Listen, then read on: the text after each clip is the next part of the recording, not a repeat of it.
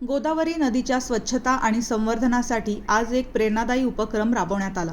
दिनांक 18 एप्रिल रोजी सकाळी 8 वाजता यशवंत पटांगण येथे गुरु गोविंद सिंग अभियांत्रिकी महाविद्यालयाच्या ऑटोमेशन व रोबोटिक्स विभागाचे 70 पेक्षा अधिक विद्यार्थी, शिक्षक आणि विभाग प्रमुख डॉ. संदीप पाटील यांच्या उपस्थितीत गोदा स्वच्छता अभियान पार पडले. या उपक्रमासाठी पर्यावरण प्रेमी वक्ते व मुख्य अतिथी म्हणून डॉ. संदीप भानोसे यांना निमंत्रित करण्यात आले होते. त्यांनी विद्यार्थ्यांना गोदावरी नदीचे ऐतिहासिक आणि धार्मिक महत्त्व सांगत सध्या वाढत असलेल्या प्रदूषणाबाबत सविस्तर मार्गदर्शन केले.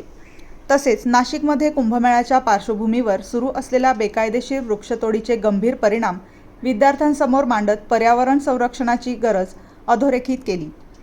गोदेची स्वच्छता आणि पवित्रता राखणे ही प्रत्येकाची जबाबदारी आहे, असे त्यांनी स्पष्ट केले. यानंतर विद्यार्थ्यांनी गट तयार करून गोदावरी परिसरात स्वच्छता मोहीम राबवली.